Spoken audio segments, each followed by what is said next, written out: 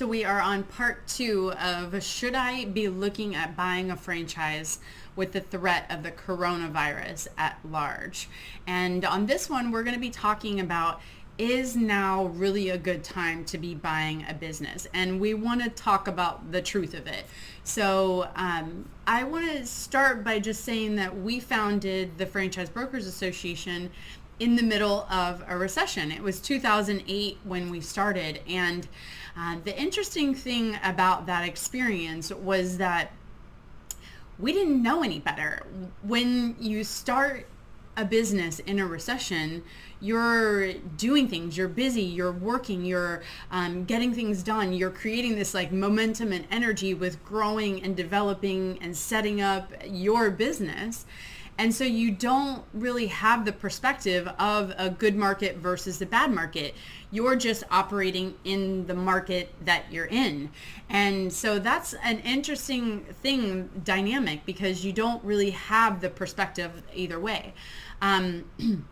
You just are, and you're being a force for good and creating jobs and being one of the people that's actually restarting the economy. And so that part of it definitely feels very rewarding and feels like you're contributing to something more purposeful than just being unemployed or something. The other thing that I want to talk about is that funding reserves are high right now. Like, there's a lot of funding that's available in this moment, and it's just best to get access to that funding as early as possible, because you don't want to be late to the punch and then not be able to have access to those funding options. So even if you're not ready to move forward, engaging in understanding the funding process and knowing what those funding options are is a good option.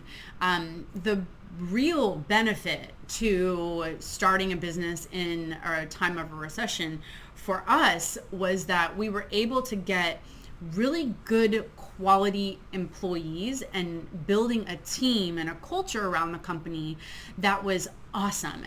And when you're doing that, when you have access to these higher quality employees at a more affordable price, then what happens is you get used to working with and creating together with these higher quality people. And so as your business grows and the market turns, you still keep attracting and creating more people that are like that in your business. And so that part's really great. Like, that part is one of the best parts, I think, of building a business in a recession, is that you've got great people around you.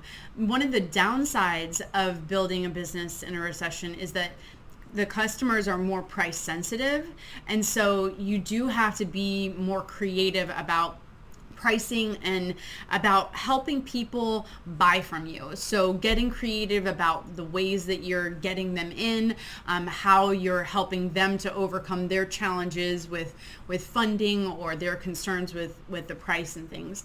So that is one of the things that you need to be aware of whenever you're starting a business in a recession.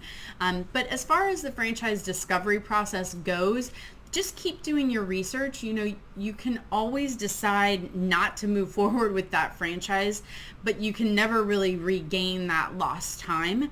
And so we would just encourage you to be prepared for any outcome, and know that it's not really that bad to start a business in a recession.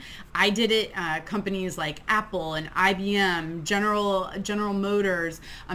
Electric, Disney, Microsoft, Burger King, they all did it too, and it worked out pretty well for them as well. Ultimately, we want you to do what's right for you, and if that's continuing to educate yourself, then we're here for you. So please connect with one of your FBA franchise brokers to get any additional information, and we will see you on part 3 in just a moment.